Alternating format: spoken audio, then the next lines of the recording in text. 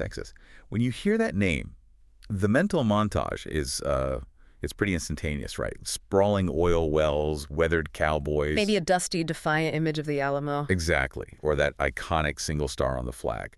It's a land that's just absolutely defined by these massive and sometimes, really misleading stereotypes. But when we strip away the myth and really dive into the raw data, the articles, the research, the economic figures we have right here, what does the actual state of Texas look like today? It looks less like a state and, increasingly like a major global power. Global power. Seriously, we're talking about a truly colossal entity. It's the second largest U.S. state by, well, every measurable metric, area and population. Wow. And just to give you an idea of the sheer scale of the human endeavor we're discussing, as of 2024, the population stands at well over 31 million residents. That's a massive population concentration. And the geography, that dictates that it's not just an internal American player. Exactly. When we think of Texas borders, we typically think of, the adjacent U.S. states, Oklahoma, Louisiana, Arkansas, New Mexico. Right.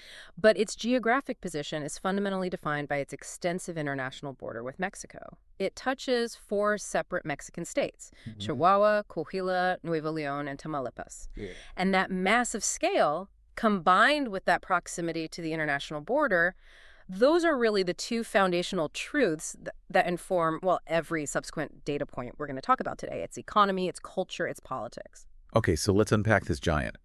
Our mission today is to move past those familiar tropes, the oil and the swagger, and dive deep into the foundations, the sheer size of its economic engine, the culture shaped by massive demographic shifts, and the political machinery that makes Texas such a singular and honestly often contradictory American entity, according to this stack of source material. So we have to begin with the very first word in our deep dive, the name itself. Thanks. And it carries a beautiful historical irony. The identity, Texas, it actually originated from the Caddo language, specifically the word te.sha. And that word translates to friend. Precisely, friend or ally. The Spanish applied the term, Tejas or Texas, to the Caddo's Hasinai Confederacy. So the name literally means friend. And yet, as we're about to dive into, so much of the state's foundation is defined by revolution, conflict, displacement. It's a name that has always carried tension. It's an incredible irony right from the start. And speaking of the Spanish influence, the sources mention that during the early colonial period, they used some other, incredibly formal and frankly fascinating alternative names. They did, particularly in the 18th century when the Spanish were really trying to solidify their claims against, French encroachment. Right. At one point, the territory was known by the official high-flown title of Nuevas Filipinas. New Philippines. New Philippines, yeah. Or the even longer Nuevo Reino de Filipinas, before they just simplified it down to Provincia de los Tejas. What does that tell you, though, that they named it that? It shows that even back in the 1700s, this area wasn't viewed as some backwater. It was seen as a critical, high-value holding in the vast Spanish colonial project. And there's a linguistic footnote here I found interesting regarding the pronunciation. Oh, yes. The letter X in the original Spanish orthography of the time often sounded closer to the English she sound, or sometimes H. So more like Texas or Tejas. Exactly. The modern English pronunciation with that hard heart sound, Texas, is actually unetymological. It deviates from the historical pronunciation. It's one of those minor details that just highlights the long cultural journey this name has taken. And of course, the nickname, the Lone Star State, that speaks to a much more defining period in its history. Oh, absolutely. That single star is purely symbolic of its brief but hugely significant former status as an independent country. The Republic of Texas. From 1836 to 1845, yeah. And that independent spirit, whether it's entirely symbolic or actually reflected in its modern governance, it still permeates the political culture. It fosters this idea that Texas is truly an exceptional and singular entity within the American Union. Okay, so moving from the name to the land itself, the source material just forces you to grapple with the sheer scale. This isn't just a big state. It's geographically immense. It really is. We're talking about 268,597 square miles, the largest contiguous state in the U.S. And that scale is truly hard to grasp until you put it into a global context. Okay. If Texas were independent today, it would immediately rank as the world's 39th largest country. It'd be just ahead of major nations like France or Afghanistan. That's incredible. And that size, it dictates everything. Its history, its economy, its infrastructure challenges. You simply cannot govern a place this vast with a single policy or a single approach. And that size also means incredible geographic diversity. This Yeah. isn't the, uniform, flat desert landscape that many outsiders imagine. Not at all. The data here reveals it hosts 10 different climatic regions, 14 distinct soil regions, and 11 distinct ecological regions. 11 ecological regions. That alone should tell you that the stereotype of the dusty cow town is it's a massive oversimplification. The environment encompasses everything from humid coastal plains to, alpine climates in the West. Let's talk about those extremes. We often hear about West Texas deserts and East Texas swamps. Yeah. Can you just sort of walk us through that contrast? Sure. You can basically trace a journey from east to west. Starting in the southeast along the Gulf of Mexico, you have the Gulf coastal plains. Okay. And those are characterized by incredibly humid coastal swamps and the dense forested piney woods. Right. As you move inland, you transition through the interior lowlands, and finally you hit the Great Plains region, and this is that vast prairie and steppe that defines the Panhandle and the Llano Estacado. And then you hit the mountains. Yes, far west Texas, the Trans-Pecos region. It's defined by the Basin and Range Province. This area includes genuine desert terrain, major mountain ranges, the Stockton Plateau, and of course, the Big Bend National Park region. So within the same state, you literally have the flora and fauna of the Deep South and the geology of the Rocky Mountains. Exactly. It's that diverse. Which immediately raises the critical question of water. I mean, especially since so much of the West is defined by water scarcity. And Texas has an immense hydrology network. It boasts 3,700 named streams and 15 major rivers, 15. including the Rio Grande, the Brazos, the Colorado, and the Red River. But, and here is the critical point about managing water across such varied terrain, Texas has very, very few natural lakes. Really? Almost none to speak of in terms of size. Its extensive water resources for drinking, for agriculture, for industry. They rely heavily on over 100 massive artificial reservoirs that have been engineered to manage flood control and supply across this vast, naturally dry landscape. Its water managed almost entirely by human intervention. I was surprised to read that despite all this geographic upheaval and diversity, the state is generally geologically stable. It's a peaceful zone, geologically speaking. Huh. Texas sits far from any active plate tectonic boundary. And this means stability, few earthquakes, and absolutely no volcanoes. The only major geological feature we should probably note is the Balcones Fault. The Balcones Fault. It's an ancient fault line, mostly inactive now, but it defines the geological boundary where the coastal plains meet the interior. It subtly influences the geography, decreasing steadily north of Austin and west of San Antonio. Okay, now let's rewind. Let's go back centuries to the human foundations, the pre-contact and colonial era. How did Native American culture establish itself across this enormous, diverse territory? Well, you have to think of Texas as a major cultural intersection. It was sitting right between the more settled southwestern cultural sphere, defined by groups like the ancestral Pueblones from the upper Rio Grande, and the nomadic plains cultural sphere.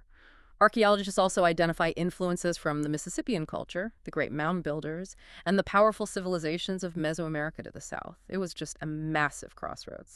Which means the tribal diversity must have been extraordinary. You'd have multiple language groups, different lifestyles. It was indeed. The sources list languages including Caddoan, Atacapan, Athabascan, Coahuiltecan, which is sadly now extinct, and Uto-Aztecan. Wow. So the Caddo, for example, were agriculturalists who built mounds in the northeast. The Karankawa were hunter-gatherers along the coast.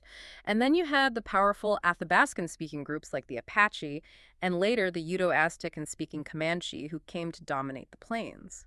The first documented European presence, though, is a truly grim beginning. It's a story of shipwreck and devastating disease. It is. It begins officially with Alonso Alvarez de Pineda mapping the Gulf Coast in 1519. But the first recorded Europeans to travel inland were the survivors of the Narvaez expedition. Led by Cabeza de Vaca. Álvar Núñez Cabeza de Vaca, yeah. They shipwrecked near Galveston in 1528, and his first-hand report is incredibly important for understanding the immediate catastrophic impact of European contact. He noted, and this is a quote, that half the natives died from a disease of the bowels and blamed us. Wow. So even before any real colonization efforts began, European disease was already devastating the indigenous population. And that really sets the tone for the Spanish and French rivalry that followed. The Spanish were initially interested in the settled Caddo, but then the French arrived in the 17th century, and that forced Spain's hand. Yes, and the French intrusion was almost a fluke. René Robert Cavelier de La Salle. La Salle. He was intending to establish a colony near the Mississippi River Delta, but he miscalculated and landed far to the west, establishing Fort St. Louis at Matagorda Bay in 1685. And that was a massive alarm bell for Spain. Oh, huge. It forced them to respond quickly by establishing their first missions in East Texas among the Caddo, starting in 1690. But the Caddo weren't easily swayed, which kind of limited that early Spanish effort. Exactly. The Cano were already agriculturally sophisticated. They had a developed social structure. They had, less interest in conversion or becoming dependent on the missions. Right. And crucially, they also maintained very close trading ties with the French. This resistance meant that after Spain temporarily took control of Louisiana in the 18th century, many of those initial Spanish missions were just closed, abandoned, which demonstrates the fragility and limitations of that early Spanish colonization. So by the time we approach the Texas Revolution, the focus has shifted entirely to formalized Native American conflict and systematic displacement by the new Anglo settlers. It was a complex, multi-sided conflict. The Spanish tried to secure peace by signing a treaty with the Lipan-Apache in 1749. Okay. However, this move severely angered the dominant groups, the Comanche, the Tonkawa, and the Hasinai. The Comanche were highly strategic. They later signed their own peace treaty with Spain in 1785 and even helped the Spanish defeat their rivals, the Lipan-Apache and Karankawa. It shows this fluid network of alliances. But that complexity, it just seems to evaporate once the Texians, the Anglo-American settlers, take control. Once the Republic was established, the policy hardened. Texian hostility, encouraged by leaders like Mirabeau B. Lamar, prompted the systematic movement and forced relocation of most indigenous populations north into what would eventually become Indian Territory, modern Oklahoma. That must have been a devastating campaign. It was. And while a few tribes, like the Alabama Coushatta, managed to remain in isolated areas subject to white settlement, the powerful Comanche remained the major holdout. Right. They continued to exert significant military and cultural control over most of the western half of the state, particularly that vast expanse of the Llano Estacado well into the 1870s and 1880s, long after the Civil War ended, before they were finally defeated by U.S. forces. Their resistance fundamentally shaped the history and the eventual mapping of West Texas. So we move now into the 19th century and the period that really defines the state's modern political identity, the path to independence. After Mexico won its independence from Spain in 1821, Texas became this sparsely populated northern region of the Mexican territory of Coahuila y Tejas. And Mexico immediately faced these twin crises in the region: a dire lack of population to settle and govern the area, and the constant, devastating raids by the Comanche. So their solution was to invite people in? Their solution was to liberalize immigration policies dramatically. They essentially invited settlers, largely from the United States, to move in, convert to Catholicism, and become Mexican citizens. And the sources show that this policy, well, it worked a little too well. It led to a massive destabilizing demographic change. It was overwhelming. By 1834, the population had exploded to about 37,800 people, and crucially, only 7,800 of those were of Mexican descent. Wow, that's a huge imbalance. It's a massive power and cultural imbalance that made conflict almost inevitable. And the conflict was fundamentally rooted in cultural and legal issues, but primarily slavery. Precisely. These predominantly U.S. immigrants came from a slaveholding society, and they openly violated Mexican law, which had repeatedly prohibited slavery. Okay. And the resulting friction just escalated into the Texas Revolution. It started with preliminary events like the Anahuac disturbances in 1832 and culminated in those famous bloody battles like the Battle of Gonzales and, of course, the Siege of the Alamo. And the defeats at the Alamo and the Goliad massacre that sparked the famous runaway scrape where settlers fled east in panic. But the political action was already in motion. On March 2, 1836, Texian delegates declared independence, forming the Republic of Texas. And here's a critical detail that often gets overlooked in the, heroic narrative. What's that? The Constitution of the Republic explicitly mandated that slavery could not be restricted within its borders. Furthermore, it aggressively required all free people of African descent to leave the country. The defense of slavery was written directly into the Republic's DNA. And that foundational commitment to slavery made the subsequent U.S. annexation process incredibly controversial. It poisoned the well immediately. Texas first applied for annexation in 1836, but Congress, fearful of admitting another massive slave state that would upset the balance of power, initially rebuffed it. Right. It wasn't until 1845, when James K. Polk, a staunch expansionist, won the presidency, that Texas was finally officially admitted as the 28th U.S. state. And that annexation immediately triggered the Mexican-American War in 1846, which established the final geographic boundaries we recognize today. The primary flashpoint was the border itself.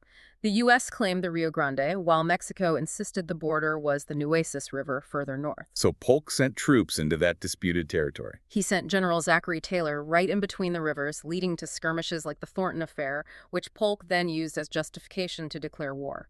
The Treaty of Guadalupe Hidalgo in 1848 officially ended the war, fixing the Rio Grande boundary and forcing Mexico to cede what became the Mexican Cession, huge tracts of the American Southwest, in return for about $18 million. There was also a lesser-known but equally important piece of legislation that finalized the shape of Texas, the Compromise of 1850. That compromise definitively set Texas's present boundaries, especially concerning its western and northern claims. In exchange for the federal government assuming $10 million of the republic's substantial debt, Right. Texas ceded massive territorial claims that covered half of present-day New Mexico, a third of Colorado, and small parts of Kansas, Oklahoma, and Wyoming.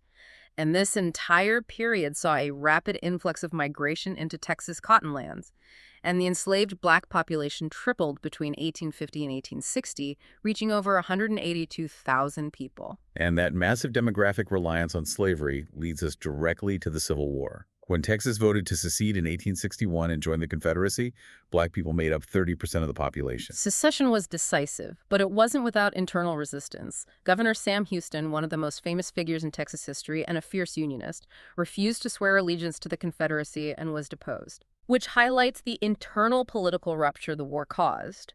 But Texas's geographic position provided a unique strategic advantage for the South. It was nicknamed the back door of the Confederacy. What did that mean in practice? Because the state shared that long, often poorly regulated border with Mexico, Texas was able to conduct crucial trade that bypassed the Union blockade of southern ports. So they were smuggling goods. Cotton and other goods could be smuggled overland or shipped through Mexican ports, providing the Confederacy with necessary materials and revenue throughout the war. And we often forget that the fighting extended well beyond the surrender at Appomattox. Yes. The final battle of the entire war was fought in Texas at Palmito Ranch more than a month after General Lee's surrender. And it was a Confederate victory, ironically. It was. But the war's ultimate conclusion and the long-lasting significance of this era comes during Reconstruction with the celebration of Juneteenth. Juneteenth commemorating delayed freedom. It marks June 19, 1865, when Union General Gordon Granger arrived in Galveston and publicly announced the Emancipation Proclamation. This was nearly 2.5 years after President Lincoln originally issued it. The holiday serves as a profound and powerful symbol of delayed justice and the enduring legacy of slavery in Texas history. Okay, now we enter the 20th century where a fundamental economic revolution takes place. It transforms the state from this, primarily frontier and agricultural society into an industrial giant. What were the pre-oil industrial mainstays? Historically, 5 industries dominated the Texas economy. Bison, which disappeared pretty quickly. Right. Cattle, cotton, oil, and timber. And it's often forgotten that timber was actually the largest industry in Texas prior to the 20th century, dominating the East Texas piney woods. Not cattle. While the cattle industry cemented the iconic cowboy image and fueled those massive post-Civil War drives, by the 1890s, cotton and lumber were growing significantly, and cattle became less lucrative as railroads expanded. Then, at the very turn of the century, Texas received a devastating environmental shock, followed immediately by a huge economic breakthrough. The disaster was the 1900 Galveston hurricane. It remains the deadliest natural disaster in U.S. history, killing an estimated 8,000 to 12,000 people.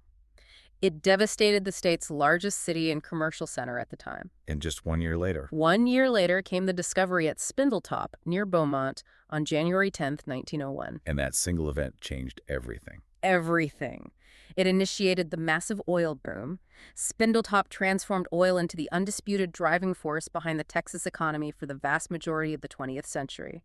It created instant millionaires, attracted massive investment, and fundamentally shaped the state's political power on a global stage. And while this economic boom was happening, the early 20th century was also characterized by major political and social shifts that severely restricted democratic participation. Absolutely. The Democratic-dominated legislature during the Jim Crow era passed numerous voting restrictions. These included the poll tax and the establishment of white primaries, which effectively disenfranchised Black, poor white, and Latino voters. This was also a period where the state aggressively crushed competition from third parties. You mentioned an interesting side note about third-party involvement. Yeah, there was a brief but significant period where the Socialist Party briefly became the second largest party in Texas after 1912. The Socialist Party in Texas. Yes. They successfully rode a wave of discontent among tenant farmers and laborers, particularly in rural areas, pushing for reforms, before their popularity waned due to organized political vilification during and after World War I. And we also see the effects of the Great Migration beginning here, prompted by those twin economic and social pressures. The combined effects of the Great Depression and the Dust Bowl dealt a massive blow to the agricultural economy. And simultaneously, Black Texans began leaving in large numbers for the industrial centers of the northern U.S. and California, Seeking to escape segregation and find jobs. Exactly. They were explicitly seeking to escape the severe segregation policies and find better-paying industrial jobs. This movement continued for decades, even though by 1940, Texas was still overwhelmingly white, around 74%. The sources suggest that the true final catalyst for the modern urban industrialized state wasn't Spindletop alone, but the massive infusion of federal money during World War II. That federal investment fundamentally transformed Texas almost overnight. Hundreds of millions of dollars were poured into the state to build military bases, massive munitions factories, army hospitals. About 750,000 Texans served, and hundreds of thousands of poor farmers left their fields for high-wage industrial war jobs and never returned to agriculture. This rapid, federally funded growth rapidly shifted Texas from a rural, agrarian society into the urbanized, industrialized heart of the Sun Belt that we recognize today. It's clear that Texas is colossal in scale and historically pivotal. But financially, it's not just big. It's a modern, global economic juggernaut. Let's talk about its sheer economic size today. The scale is truly stunning, and it demands perspective. Texas's gross state product, or GSP, currently stands at $2.664 trillion. $2.6 trillion. That ranks it securely second, only to California, among U.S. states. But here, and this is the critical takeaway, its GSP is larger than the entire gross domestic product of Brazil. Brazil's whole economy. The world's 8th largest economy, and Texas, a single U.S. state, surpasses it. That puts the Texas as its own country idea into startling economic relief. And it's not just size, it's seen as a destination for business growth. It consistently ranks highly for business growth, job creation, and economic opportunity. And a lot of that is attributed to a business-friendly environment characterized by, low regulation, few legal hurdles, and significant business incentives like the multi-billion-dollar Texas Enterprise Fund, which is used to lure major corporations. And those incentives are clearly working. The state is a magnet for massive corporations. It is. Texas now hosts the second highest number 52 of Fortune 500 companies headquartered within its borders. When you have Dell, ExxonMobil, AT&T, and other giants based there, you create massive ripple effects in wealth, labor, and supporting services. Let's discuss the most famous element of its financial environment, the tax structure. It's built on this premise of being a low-tax state, particularly because of the lack of a state income tax. That's the foundational pillar of the low-tax reputation. Texas is one of only 7 states that completely lacks a state income tax. A huge draw. For high-net-worth individuals and major corporations, this is a massive financial draw. It encourages both personal and capital migration into the state. But if they don't tax income, where does the state government draw its massive revenue from? They have to fund those roads and services somehow. The revenue structure relies overwhelmingly on 2 areas: sales tax and property taxes. The state sales tax rate is 6.25%, and local jurisdictions, cities, counties, transit authorities, can add up to 2% more. Okay, so a combined rate of up to 8.25%. Exactly. And crucially, the state constitution prohibits a statewide property tax, which shifts the entire burden of property taxation to the local level. cities, and especially school districts. So the average Texan might escape state income tax, but they are often facing sky-high local property taxes. It's a trade-off. It's a very decentralized and localized taxation system compared to income tax states. You feel the tax burden through your property valuation and your consumer purchases. Now, here's another fascinating point about the financial balance: the state's relationship with the federal government. The sources noted a remarkable statistic about the federal tax balance. Yes. Despite the, strong anti-federal government rhetoric you sometimes hear, Texas is a net recipient of federal funds. It receives an impressive $1.221 back for every dollar it pays in federal taxes, On 21. which suggests that the state relies significantly on federal spending for its infrastructure and services, despite its self-reliant image. And this low-tax environment is clearly working for the wealthy population. It's a magnet for capital. As of 2018, Texas had over 566,000 millionaire households. That's the second largest population of millionaires in the nation, again, ranking only behind California. The economic model is clearly effective at attracting and retaining massive amounts of wealth. We have to move now to the energy sector, where Texas is historically and currently unrivaled. This is its global calling card. Its dominance cannot be overstated. We said Texas is the world's 39th largest country by area. If it were a country, it would be the world's 6th largest oil producer. 6th largest. Its reserves are mind-boggling. 44% of known U.S. petroleum reserves, about 15.6 billion barrels, and 23% of U.S. natural gas reserves. So the infrastructure to process and move that volume must be enormous. It is. Texas refineries process a staggering 5.95 million barrels per day. The sheer capacity is represented by institutions like the Port Arthur refinery in southeast Texas, which is the largest refinery in the entire United States. And on top of that, the state's natural gas production accounts for nearly a third of all U.S. production. Now, let's revisit the historical regulatory body that I found genuinely surprising in the source material. The Railroad Commission of Texas, or RRC. The name sounds so antiquated, but its power was immense. The RRC is one of the most historically significant regulatory bodies in the world. Until the 1970s, it effectively controlled the global price of petroleum. How did it do that? They set production quotas for Texas oil fields, and given the sheer volume of Texas oil reserves, that meant they were basically setting the benchmark for global supply. And the sources link the RRC's methods directly to the formation of OPEC, which is a fantastic piece of trivia. It's where history and economics collide. The founders of OPEC, the Organization of Petroleum Exporting Countries, they actually studied and modeled their own price control and production systems, partly after the historical methods the RRC used to regulate the Texas oil supply and stabilize prices throughout the mid-20th century. So the global oil order owes a debt to a commission named after railroads in Austin. In a very real way, yes. Speaking of energy, let's jump from the fossil fuel dominance to the often headline-making power grid and Texas's surprising leadership role in renewables. First, the grid itself is a geopolitical anomaly. Most of Texas operates on its own alternating current power grid, the Texas Interconnection. Right, it's separate. It's largely isolated from the two main national grids, the Eastern and Western interconnections. This isolation gives Texas power independence, but critically, it limits its ability to import power during a crisis.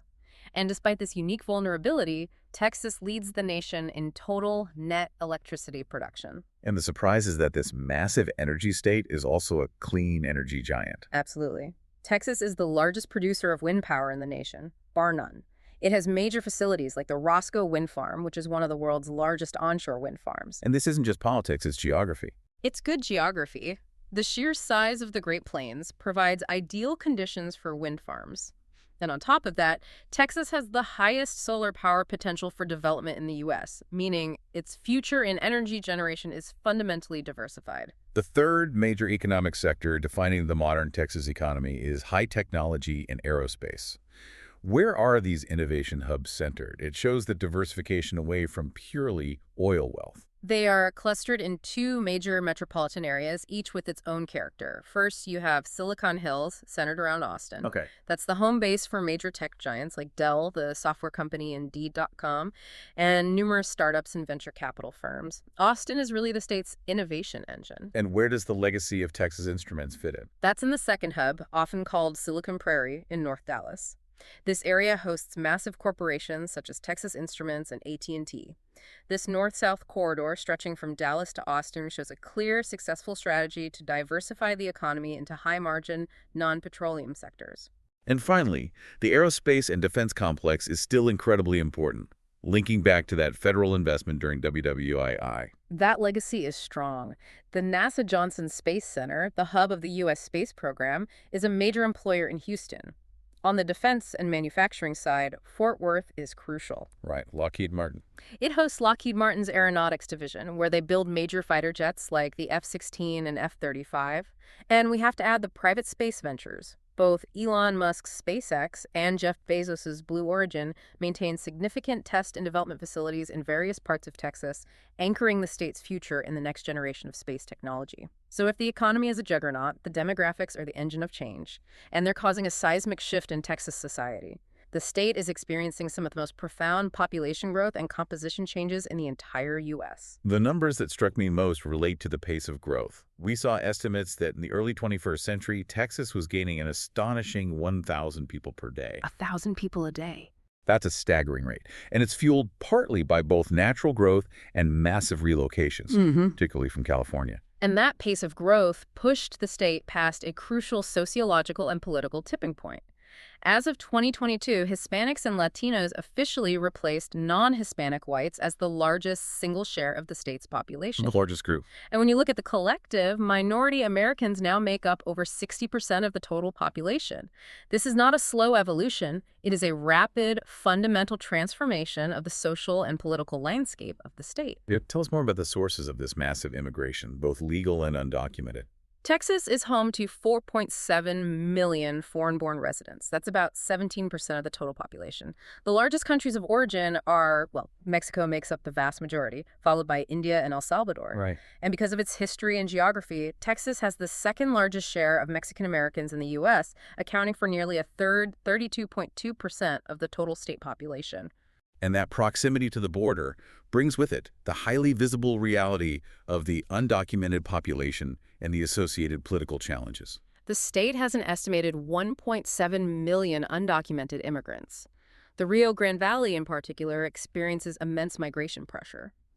We saw this vividly during the 2014 crisis, with a surge of Central Americans, including many unaccompanied minors, that just overwhelmed local Border Patrol resources and temporary facilities. This rapid growth creates a profound economic and social contrast within the state, something often hidden behind the headlines of corporate wealth. It creates the ultimate paradox of modern wealth existing alongside stark poverty.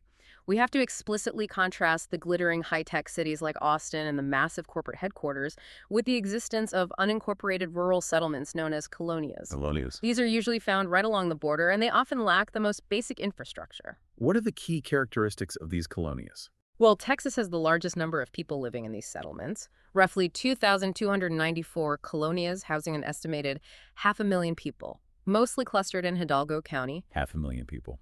And they often lack paved roads, clean drinking water, adequate sewage systems, and are marked by deep poverty. It's a vital reality check when you're discussing Texas's $2.6 trillion GSP that wealth is not evenly distributed or reflected in the basic living conditions of 500,000 residents. Let's shift to culture through the lens of language and faith. Given the massive demographic change, linguistic diversity must be huge, well beyond just English and Spanish. It is truly diverse. About Okay. 35.1% of Texans speak a language other than English at home. Spanish at 28.8% is by far the largest minority language. Sure. But look at the composition of others. You have significant populations speaking Vietnamese Chinese and reflecting the state's 19th century German immigration, Texas German. Texas German is a thing. It is. You also find Tagalog, French, and Arabic spoken widely in major metropolitan centers. Even among Native American languages, Cherokee is reportedly the most widely spoken in the state today. And how does faith fit into this diverse mix? We know Texas sits firmly in the historical Bible Belt. It is fundamentally a predominantly Christian state. About 75.5% identified as Christian in 2020. However, the composition is complex and reflects the demographic shifts. Okay. The single largest denomination is the Catholic Church, making up 28% of the religious population, which reflects the massive Hispanic and Latino presence. Protestants collectively make up 47%, but that group is split among evangelical, mainline, and increasingly vibrant Hispanic and Black churches. And what about non-Christian faiths? I assume they're clustered in those major cities. While concentrated in urban areas, non-Christian faiths have significant numbers. Interestingly, Texas is estimated to be the fifth largest Muslim-populated state, with estimates ranging up to 400,000 Muslims as of 2012, reflecting diverse global immigration patterns. Judaism, Islam, and Buddhism were tied as the second largest non-Christian faiths in recent surveys, confirming the state's urban centers as true melting pots. Let's talk about moving those 31 million people and the goods produced by that $2.6 trillion economy. The transportation infrastructure must be enormous. It has to be designed for scale and speed. Texas boasts the nation's largest highway system, measuring an incredible 79,535 miles. Wow. And nothing speaks to the state's cultural sense of speed like the southern section of State Highway 130, which has a posted speed limit of 85 mph. 85. That is the highest speed limit in the entire nation. It just reflects the vast distances people need to cover. And that emphasis on movement extends to air travel and international trade, which relies heavily on Texas infrastructure. Texas has 730 airports, ranking second in the nation. The major airports are crucial global hubs. Dallas-Fort Worth International, DFW, is the fourth busiest airport in the U.S. and serves as American Airlines' main hub. Right. And Houston's George Bush Intercontinental, IAH, is United's largest hub and significantly serves the most Mexican destinations of any U.S. airport, highlighting that massive trade relationship. And the ports are absolutely critical for foreign trade, especially with Mexico, which is Texas's largest trading partner. The Port of Houston is a massive global gateway. It's the busiest port in the U.S. in foreign tonnage and ranks second in overall tonnage. This infrastructure has been so successful that Texas has led the nation in state export revenue every year since 2002. We briefly mentioned the historical role of the railroad in the 19th century. How did rail transform the traditional Texas image? The rise of the railroads in the late 19th century effectively ended the era of the massive cattle drives. The cowboy era. Instead of driving cattle hundreds of miles up to Kansas or Missouri markets, ranchers could ship beef directly from the state, making the traditional itinerant cowboy less economically necessary. Texas has led the nation in railroad length since 1911. And modern rail continues through urban public transit systems like DART in Dallas, Metro Rail in Houston, and commuter lines.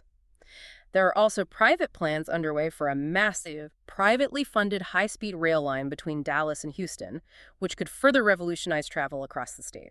And finally, in this section, we have to discuss the flip side of the vast, wild environment, the hazards and the system failures that come with extreme weather. Texas is famous for its location in Tornado Alley. It suffers the highest number of tornadoes in the U.S., averaging 139 a year, primarily hitting North Texas and the Panhandle. But the historical and contemporary costliest threat is the hurricane. The 1900 Galveston disaster is legendary, but the financial devastation of modern storms has been arguably worse. Hurricane Harvey in 2017 caused catastrophic and widespread flooding, particularly in the greater Houston area, due to unprecedented rainfall. It became the costliest hurricane worldwide at the time, causing an estimated $198.6 billion in damage. More than Katrina. It surpassed the historical cost of Hurricane Katrina, yeah. It illustrates the high price of coastal urbanization combined with extreme weather. And then there's the power grid crisis, which is unique to Texas because of that isolated Texas interconnection we discussed. The independence of the grid is its critical vulnerability.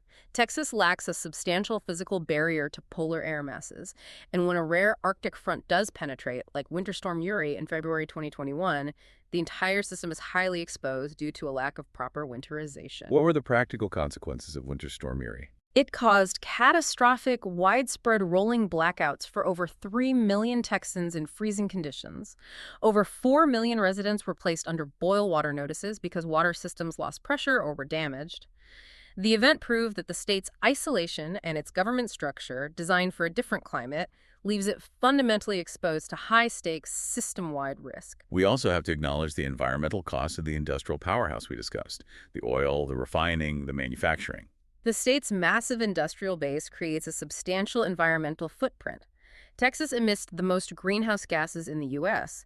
due to its large number of coal power plants, refining operations, and manufacturing industries. How does that compare globally? To put that into perspective, if Texas were an independent country, it would rank as the world's 7th largest producer of greenhouse gases, just behind nations like Germany or Indonesia. So we turn now to the formal structure of Texas, and here we see the most telling contradiction. a government system designed in the 19th century for a small rural society that is now trying to manage a $2.6 trillion 21st century global economy. And that system, adopted in the 1876 Constitution, is known as the plural executive. Why does this design make the governor intentionally weak? The governor's power is severely and intentionally limited because the voters independently elect most of the key executive officers. The lieutenant governor, the attorney general, the comptroller, the land commissioner. So they don't report to the governor. They don't. The Yeah. lieutenant governor, for instance, often holds more practical power over the legislature than the governor does. So in practice, the governor might not even belong to the same political party as the other independently elected officials, meaning they can't enforce a unified agenda. Precisely. This design fragments executive power. It significantly reduces the governor's ability to enforce a unified agenda or react quickly to major crises. It ensures that no single person holds too much authority, which was the intent of the post-Reconstruction legislature. But managing the world's eighth largest economy with a weak, fragmented executive structure, that sounds like an immense challenge. It is. And the legislative branch is similarly constrained, only meeting for short, intense periods. The bicameral Texas legislature meets in regular session only biennially, once every 2 years, for just 140 days. That's it. That's it. While the governor can call special sessions to deal with emergencies or specific issues, the legislature cannot call itself into session. This minimal decentralized structure is unique for such a major economy and often means the state is slow to adapt to its rapidly growing urban and demographic challenges. The judiciary is also highly complex, featuring two distinct courts of last resort. That's right. Instead of a single Supreme Court, Texas has the Texas Supreme Court for all civil cases and the Texas Court of Criminal Appeals for all criminal cases. And what's more, almost all judges across all levels are selected via partisan elections. So they have to run for office. They do, which makes the judiciary highly political, unlike the federal system. Now let's look at the famous political shift. The Democratic Party dominated Texas for decades, through the mid-20th century. But that is fundamentally reversed into Republican dominance. This shift is often attributed to the National Democratic Party becoming more liberal during the 1960s and 70s. Texas has historically been socially and fiscally conservative, and those conservative values found a new home in the Republican Party. Since 1994, no Democrat has been elected to a statewide office. Solidifying that transition. Completely. But the political map today is far from monolithic. There is a sharp urban-rural divide. That divide is the core tension of modern Texas politics. The major metropolitan centers, Austin, Dallas, Houston, San Antonio, and El Paso, lean consistently Democratic. However, the vast majority of rural areas and the sprawling suburbs vote overwhelmingly Republican. This internal tension is dramatically magnified by politically charged issues like gerrymandering. The source material highlighted the famous 2003 partisan gerrymandering effort. That event, led by Republican Tom DeLay, was designed to maximize Republican advantage. It prompted the famous Texas 11 quorum-busting effort, where Democratic legislators fled the state to Oklahoma to prevent the legislature from meeting and achieving a quorum. They literally left the state. They did. That anecdote just perfectly illustrates the level of political friction and the lengths both sides will go to in order to control the state's political destiny, reflecting that deep urban-rural split.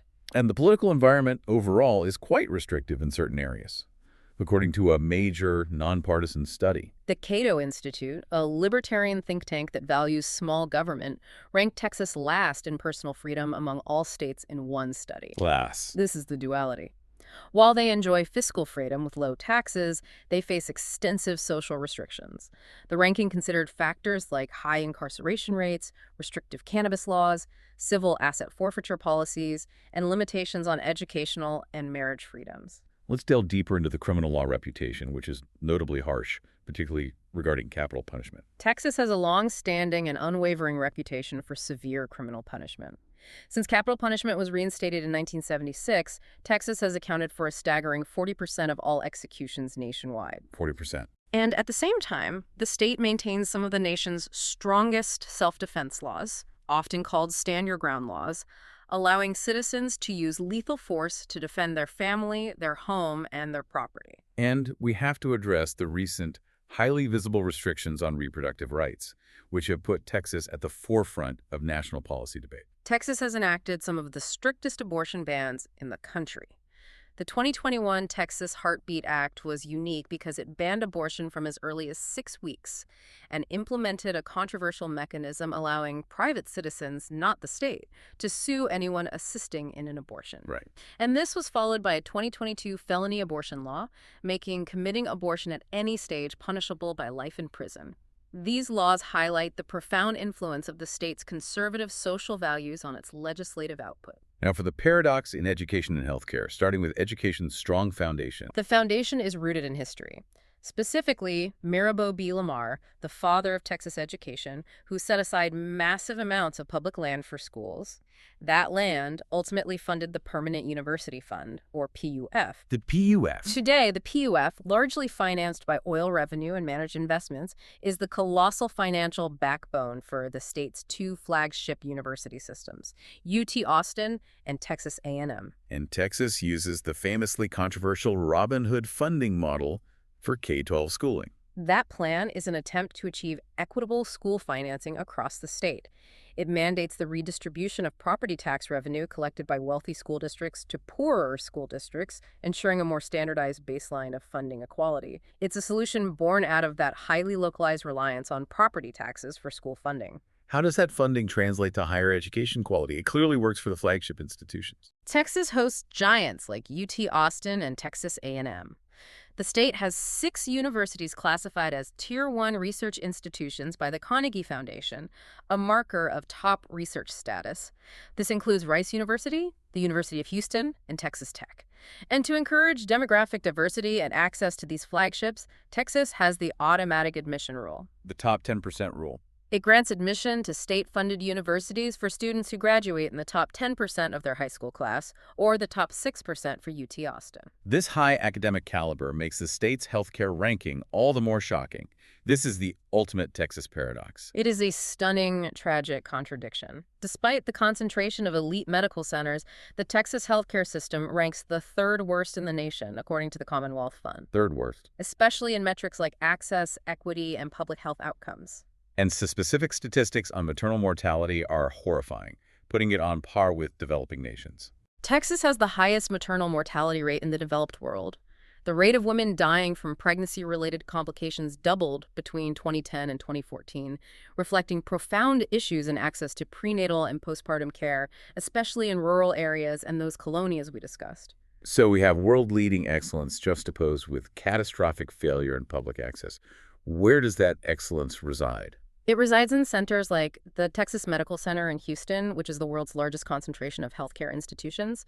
They perform the most heart transplants globally and are a hub for cutting-edge treatments. Right. Similarly, UT Southwestern Medical Center in Dallas employs the most medical school Nobel laureates worldwide. Texas also hosts 2 biosafety level 4 labs. This duality, world-class excellence for a few, minimal access, and low outcomes for the masses, is perhaps the most revealing aspect of the modern state. And that inequality of access extends beyond primary care. Absolutely. We noted that while the state has hundreds of allergists and immunologists, they are concentrated heavily in the major urban centers, leaving rural Texas severely underserved. In many rural areas, you might find only one specialist for every 50,000 residents, forcing people to travel hundreds of miles for basic, specialized care. Hashtag tag outro. This has been a truly comprehensive deep dive, and it confirms that Texas is far more than its Lone Star image. What really stands out is the state's monumental scale and its dramatic internal contrasts. The rapid historical shift from Spanish mission control to an independent republic. That multi-layered economic transition from lumber and cattle to the global dominance of oil, high-tech, and defense. Right, and the constant negotiation with environmental hazards, from the 85-mile-per-hour highways to those devastating power grid failures. And finally, that sharp duality of a state offering low taxes and low public services, yet simultaneously being home to the world's most elite research and medical centers. Texas is, ultimately, a dynamic and often contradictory laboratory of modern America. Its identity is constantly being pulled by this immense tension between its historically conservative political roots and its massive, rapid, and increasingly diverse and urban population. Yeah. The state's sheer size and wealth allow it to contain these contradictions, for now. But the friction is visible in everything we've discussed, from the legislative paralysis caused by the plural executive to those shocking healthcare paradoxes. So the sources show a state that has been highly adaptable, leading the nation in adjusting to massive economic changes, from the oil boom to the rise of Silicon Hills. But if Texas's massive population growth and that ongoing demographic shift continue to reshape its internal political landscape, how long can the state's governmental structure, which was designed in 1876 for a much slower rural society, sustain this current level of economic and social dynamism? It raises a question of whether a government built on 19th century suspicion of central authority can truly manage the needs of a 21st century global metropolis. It is a state defined by friction, and that friction is only intensifying.